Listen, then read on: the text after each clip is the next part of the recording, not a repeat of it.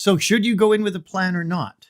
Well, no, not, we can actually do your hand thing now. You're wrong. Yeah. The idea of going in with a plan, as I learned from you, what you're describing when people go in with a plan, it's the idea that, well, last time I had a client with a snake phobia, I did exactly this sequence of things and their snake phobia disappeared. So I'm going to do that. With this client today, too. And that, in a way, is basically turning the session into a script, which is the exact opposite of what we teach to do change work. If you go in to have a conversation with a stranger, are you going to map across exactly the same conversation that seemed to work the last time you talked to a stranger? That's exactly what you said to me yesterday. Probably it was the same conversation. Probably not, right? You're going to go with the flow. Yep. You're going to calibrate. You're going to react based on what is said or done, and you're going to be engaging and help the person in this case. And that's case. going to tell you,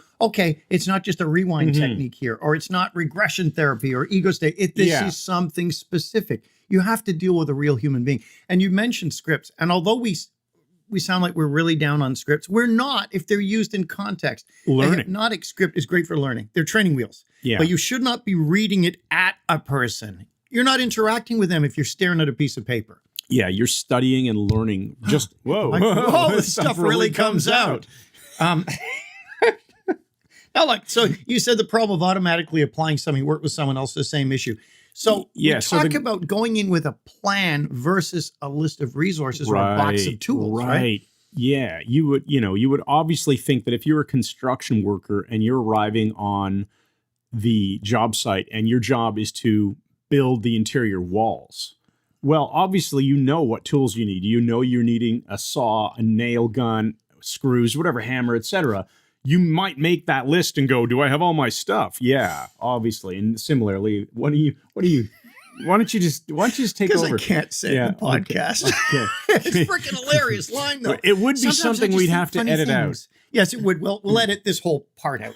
Right. So let's go on. I said, if we can trust our unconscious mind to run the therapy. Remember Erickson used to say, you can trust your unconscious mind. And then Tad James brilliantly said, because if you can't trust your unconscious mind, whose unconscious mind can you trust?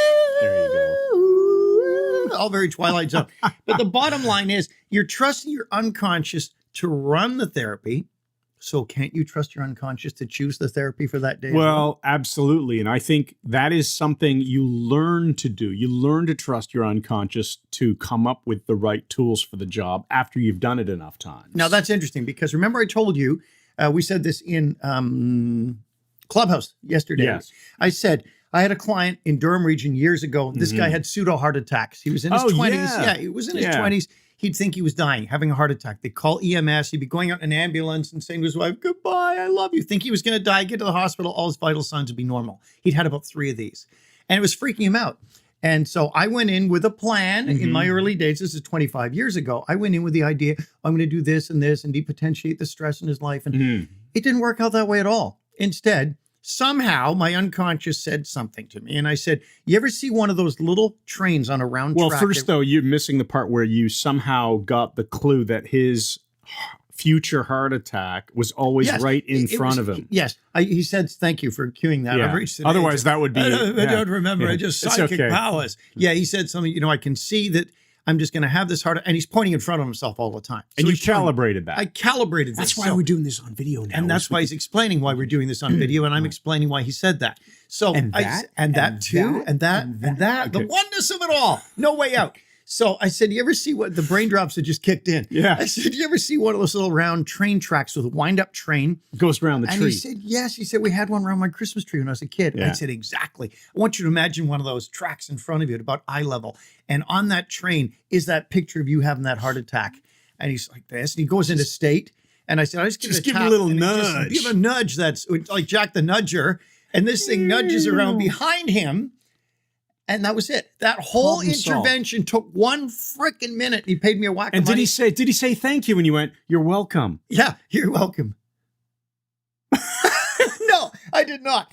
But the thing is, he stopped having the fake heart attacks from that moment, and he only had real ones. I knew you were going to say. Comic genius. No, and he was fine after that. Absolutely fine. Oh, that's too funny. Okay, so